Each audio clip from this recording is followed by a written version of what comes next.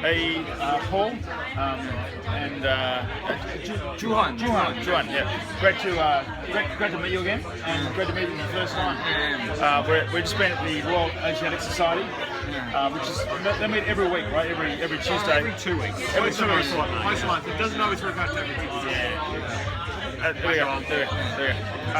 So it's tonight was a great talk about Pakistan, and look, I'm doing this thing looking at the story of friendship between Australia and Korea, and today's 7th of February, so that makes it what I'm calling a 38th day in 100 days to harvest.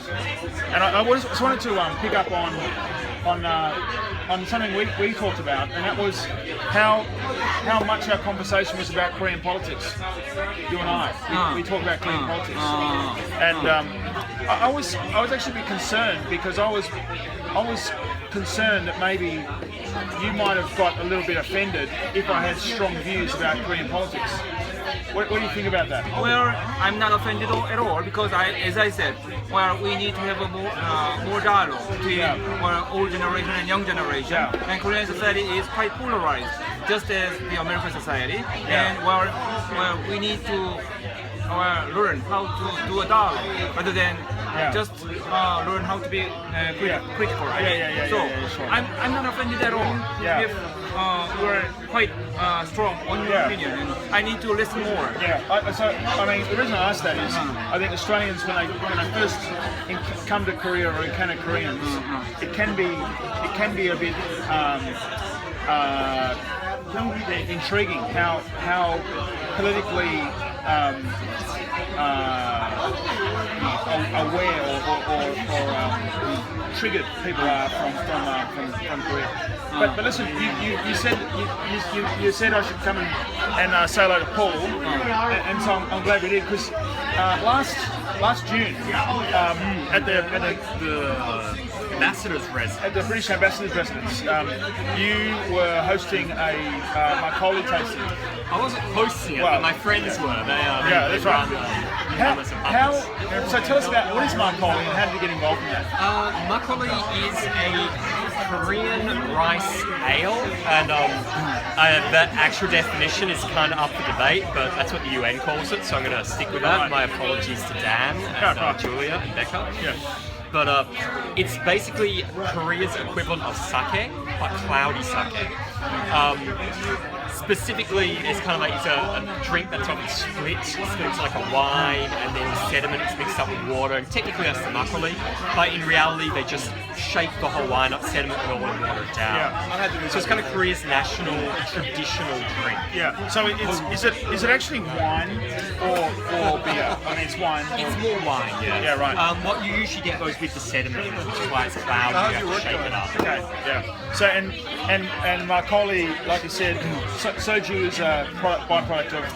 Is that right? Well, so I mean, it's all the same thing. All of Korean traditional liquor begins with, they've got a brew starter, fermentation starter, and sort of like the fermentation friends. There's nuruk, which is a bunch of wild yeasts on a pile of wheat, essentially. They just grow naturally. And then you throw that in with some rice and some water, and you basically just let it ferment. It's multiple parallel fermentation. So it's sacrifice, it generates sugar, and the sugar gets converted to alcohol simultaneously, and you're left with a wine, a kind of clear wine, we call it chongju, and a takju, which is sediment. Shake it all up and throw some water in, and you've got makgeolli. Take the chongju, and you've got chongju, which is the Korean equivalent of sake, which everyone's kind of familiar with. And then distill the chongju, and you end up with soju, which is a rice spirit, which is kind of, again, the equivalent to shochu, which I think most Aussies are pretty familiar with these days. So, but how did you get involved? I mean, like I've drunk my collie, but how did you get so passionately involved, becoming basically I'm trying to think of a word, winemaker, you know, you're almost like a biscuit. Yeah, that's right. This one. Biscuit. He got, there's a story. He got, when he was working in the propaganda bureau, he got invited to his traditional liquor thing and was introduced to Iwaju, which is a very Korean, very unique liquor, which is kind of like an alcoholic frogurt. It's Seriously? possibly the adult equivalent to adult equivalent of nomming down on Clag glue. Wow. Which everyone knew had a friend in Yeah, primary yeah, school yeah, who sure. would have been eating that Yeah. shit straight from the tub. It's kind of like Clag, but it's alcoholic. It's a paste. I can't say it sounds appetizing. It's I'm interesting. just going to change hands. It's Yeah. very, very interesting. Yeah. And we found out a while back that Susubori has an English program for makgeolli brewing, and they also teach how to make this iwaju, which is really unique. And at the time, you could barely buy it even in Korea. So it was a really unusual, hard to find liquor. And he got introduced to it through his upcoming liquor show. Yeah. And then we were looking for it for years, couldn't find it, and then we found out they were starting a course on it. So we signed up. Prerequisite for the course was to learn basic makgeolli brewing techniques, primer on brewing. Did that.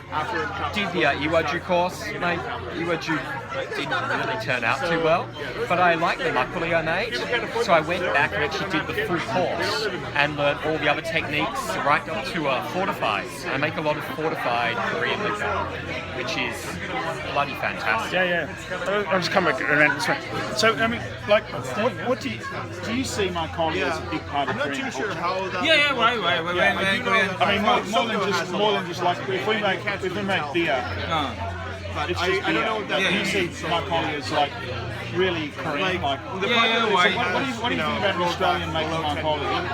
What do you think? Well, I was surprised. Is it good for a start? I think I am happy to have an Australian who is interested in Korean culture, where actually makgeolli was the alcohol for farmers. Maybe there's and they were working very hard, and the middle of rice paddy, where after lunch, every Korean farmer just drank bowl of makgeolli just to get released and to pick up their strength to work again. And also, makgeolli is quite embedded in Korean culture. It's part of Korean culture. And of course, I'm very happy to see on Aussie.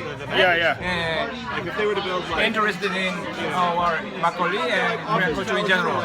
Yes, it's a fascinating point that because it's one of those things where, because I say like makgeolli nowadays, they take the wine and the sediment and just mix it together and water it down. But it used to be they literally separated it, and the wine was given. Was it not like the young man had the chocolate, didn't they? Yeah, seems to be. Yeah, right. And then the sediment watered down was that weaker makgeolli for the farmers, that energy in the fields. So it's kind of a really harkened back to the old days. And this is what I've been taught. So I don't know, mate. You probably know. What's the stuff that Fijians drink? the point where like I'm surprised You know, kava. Is kava and makgeolli similar in that regard? That's a good question, and I know where to direct you to read it. There is a United Nations report on the traditional alcohol of East Asia. It's the UN Agricultural Association, and it does cover Southeast Asia. It covers Japan, it covers China, and of course it covers Korea. And it's really, really in depth. It's one of the earliest English language detailed primers and information about Korean traditional alcohol out there. I haven't read it cover to cover. It's really bloody long. But I have a copy on my desktop at home. Yeah, and have you, by making makgeolli, other than enjoying the art of creating something and also making your own beverage and sharing it, I really admire your passion. You had different types of makgeolli and tonju and it was fun. It was really fun exploring that with you. But what did you learn about Korea through making makgeolli? Well, I've learned a lot of Korean history. Really? That's one thing. A lot about the different periods of Korean history, how it changed from the big brewers back in the Three Kingdoms period. Oh, seriously? Home brewing during like the golden age of homebrewing through the Joseon dynasty. Oh, really? Because people were basically forbidden to make to be commercial brewers back then. Oh, seriously? So it was all handed down by women mostly were the brewers, and it was. Was it like a almost illegal, like a sort of speakeasy type of Not thing? really, no, but it was kind of during that period. It was just like family recipes. It was just the kimchi was handed down by like mother to daughter of all things. You know, this was very much a matriarchal tradition. Wow. Until recently, then the Japanese came in. The less said about politically about that, the better. Yeah, but sure. They then set it up similar to the Japanese system. They have regional breweries, recipes changed, everything changed. Yeah. I actually went to one of those regional breweries the other day, and they're still run. It's family operated by Koreans. Yeah. They naturally changed the recipes to Japanese tastes back in the day. Yeah. But they've started to branch out from that now. They've got like a beautiful new soju that's coming on the market soon. That was Yeah. amazing. Like, that was Yeah. I got a preview of it straight from the still the other day. Like, What they did in my alley since Incredible. like there are a couple of buildings around that are like so yeah, same as mine. it's gone through different periods of history. they've been But there's also like you learn about culture. You learn about the whole a lot of the units on the tradition of sending the kid down to the brewery. One is with an the kettle. interior design. Like literally, it's like his family's Another one kettle became like a to bar. fill it up with liquor. for Yeah, the week. right. It's like going back in the day, going down to the greengrocer with your own your own basket or your own eco bag or were to whatever, gentrify, there'd be and get your there'd fruit still be a lot of veg. work. You know, it's kind of hard to do that to those days. see it happening. And also the culture of, and so from the first experience with Makgeolli is the way it really is a crucial core part of hiking culture.